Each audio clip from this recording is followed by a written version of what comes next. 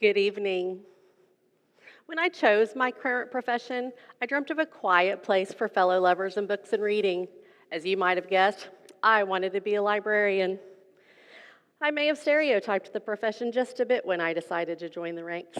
I thought of the bun, the glasses, the cardigan, the sturdy shoes. I might have been thinking of the librarian from when I was a little girl in my small town of Oklahoma. I loved Mrs. Bell. She helped instill in me a love of reading and introduced me to so many wonderful books. Of course, she did many other things, but I never noticed the rest of her job. Back in the day, librarians had to not only use the card catalog to locate books, they had to type up the information on every single one of those cards and organize them for use. Before newer technologies replaced many of these items, they had collections consisting of records, microfiche, newspapers, reference books, maps, and so much more. In the children's section of my library, there were always a few puzzles, lots of books, and every so often story time. These librarians also ensured the library was a very quiet place, giving those looks that meant you know the rules and shushing to their heart's content. When I decided to become a librarian, I thought that sharing my love of reading would be the biggest part of my job. I entered graduate school and soon came to realize that although a love of reading was paramount, there would be a lot more to it than that. The stereotype started disappearing. As we know, when we educate ourselves about something, we learn that the difference between perception and reality can be, well, quite different. Wow, did I wake up to the reality of a librarian's world. During school, I learned so many new things. I filled up my toolbox, if you will, with all sorts of knowledge and big ideas, all of the important things you need to know in order to be a librarian and advocate for your library and readers. And then, after I graduated, I interviewed and received my first job at Liberty Elementary School. That was quite different, let me tell you. I was a high school German teacher. Elementary school, why, I had to teach kindergarten. Reality set in quickly on that first day of school. I realized very quickly that elementary school was quite a different world than high school, isn't it? Kids are so much different. I never know where I was going to go with the kids. It's always so much fun, though. I do get to share my love of reading and books with all of the students at my school, and it is one of the absolute best parts of my job. I share old classics that I loved when I was little. I read to and help them discover new books. Some silly, some sweet, some that even go on to win awards. I introduce series that the students grow to love even more than I do. So many exciting books that I get to read to the students. Books open up new worlds to kids, and it's exciting and fun to help them go on these adventures. But here's the thing, we're not just librarians anymore. We're library media specialists. And it became important that our toolboxes expanded and changed and grew because we had more roles to fill. A large part of a school librarian's day is devoted to teaching and integrating technology into our lessons. I teach a wide variety of topics to students, from how to use the library and find books, to genres of literature, to research skills. If a teacher wants me to focus on a specific subject, they only have to ask and I provide. With the advent of the internet, we must also focus on digital citizenship, teaching students to be safe online and use technology responsibly. In addition to teaching, I maintain a balanced collection for both my students and staff. I devote time to reading reviews, talking to librarians, and taking suggestions to spend my budget dollars on the best books I can buy. And then I promote those books, reading some of them to the students and book talking others. Not only do I get to purchase the books, I might have to repair them. If I can, no one can fix mold.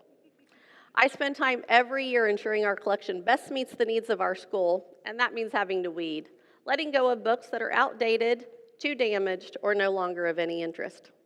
Now, where does the disruptive innovation part enter the equation? Well, I still imagined that a library was a very quiet place. I had every reason to. The libraries I had been to were so quiet you could hear a pin drop. Now it was my turn. I would finally get to maintain the nice, quiet environment so my students could read and enjoy the books I helped them choose. It was my turn to be the shusher. Well, I soon learned that in an elementary school, quiet is more of a concept than, say, an actual state of being. Library isn't recess time, but sometimes it feels like it. Obviously, students can't run in the library. There are way too many sharp corners, all those bookshelves. I run into them all the time. The library has to be a safe place for students, so there has to be some semblance of order. But I did learn that in an elementary library, noise and a little bit of chaos do hold their place. With noise and play comes learning, creativity, discovery, and fun. Now, I learn from the other librarians in my district all the time. I especially appreciate when they share all of the wonderful new things they are doing, things the rest of us can borrow and make our own. Several years ago, two things happened in our district that kickstarted big changes in our libraries. Librarians became a little bit more in charge of technology, especially with the inclusion of iPads in grades 4 and up. The iPads are terrific. We are able to incorporate them into our lessons and teach students how to stay organized using their device. Several librarians added in fun new educational tools to their toolbox. Some created maker spaces, actual nooks, spots, and crannies found in libraries all over, where students can build and create just about anything they can put their mind to. Maker spaces often have tools and technology and supplies, circuits, small programmable robots, duct tape, Legos, and the like, in order to inspire innovation and resourcefulness. The idea being that if you give a student a place to build and create and design and have it so readily available that they'll do just that and grow that part of their brain at the same time. That creative, problem-solving, think things through, imagine possibilities and solutions part of their brain. One librarian started library centers with activities ranging from reading with a stuffed animal to sensory tubs, tubs full of small items to play with built around a theme. Every time a librarian would share about their new ideas, I thought how wonderful they sounded. And then I thought some more. I listened and I thought for quite a while. See, here's the thing. I'm a thinker. I'm very good at thinking. Sometimes it can take me quite a while to act. But I finally decided that I could relax and see what I could add to my toolbox. So I decided to start with my students and figure out exactly what it was that they needed. One day there were some students in the library, just a few during their station time, and I wanted to try to figure out what they were doing. So I simply listened. It's amazing what you can learn by just listening to students. Did you know they still wonder about the same things we used to wonder about? It does not matter how much technology you give a kid, they still wonder why the sky is blue, and I think they always will. As I started listening to these students, I realized they were discussing something in a book.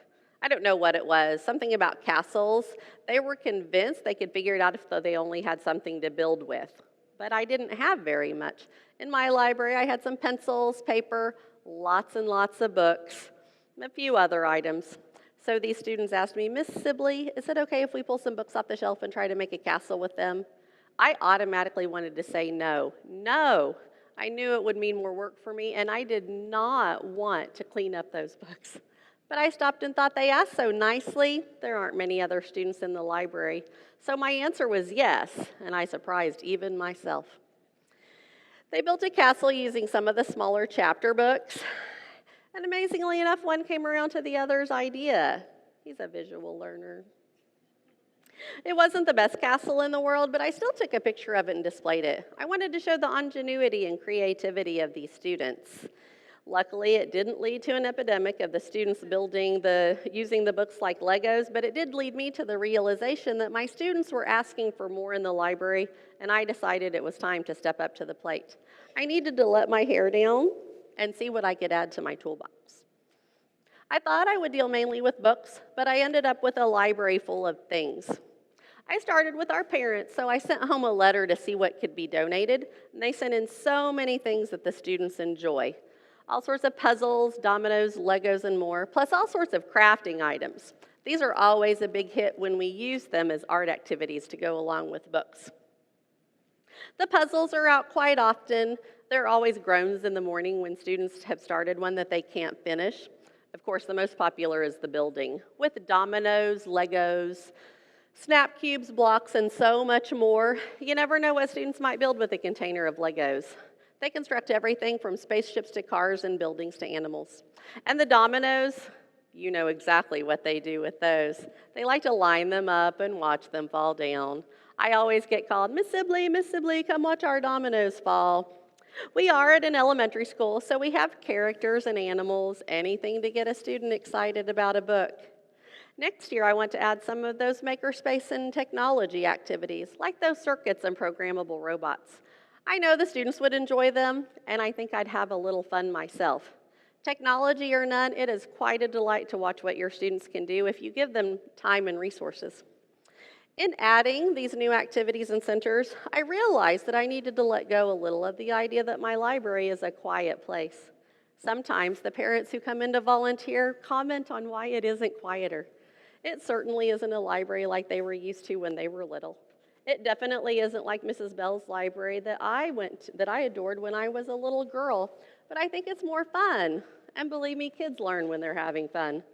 When they're puzzling and crafting and building and doing all sorts of other things, it's hard for it to be so quiet, not as quiet as some would like for it to be in the library. You might ask what happened to the reading. I promise it's still there.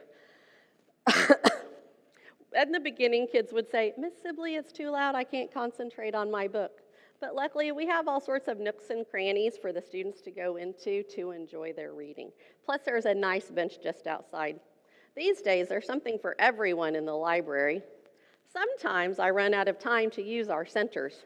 There's so much to teach the students, and I try to make those lessons fun and incorporate our centers when I can. The kids really enjoy them, and it gives them a time to grow that creative, problem-solving, think things through part of their brain at the same time. So the stereotype of my pre-librarian days, my perception versus my reality, turned out to be inaccurate, to say the least. With all of the new things happening in libraries today, my toolbox has grown. It will continue to grow, and I'm excited about each new opportunity. I may have been a little late to the party in adding new ideas, but I am certainly not the last, and it will always still take me time and reflection to incorporate new concepts. I like that it's changing what's happening in the library and that students feel more at home there. They come more in the morning before school, and I enjoy seeing their bright faces and smiles. And I love that the library is an open space with room for choice. Sometimes it's just play. More often there is innovation and creativity that goes along with each activity. Sometimes I challenge them with what they think they can do and strive to push them a little farther. As I've said, with freedom and choice comes noise. Good, vibrant, excited noise, mostly, that I've grown to miss in the quieter moments. So, as I move forward in the library world and use all of the tools in my toolbox, I am happy to say that for the most part, in my library, there is no more shushing. Thank you.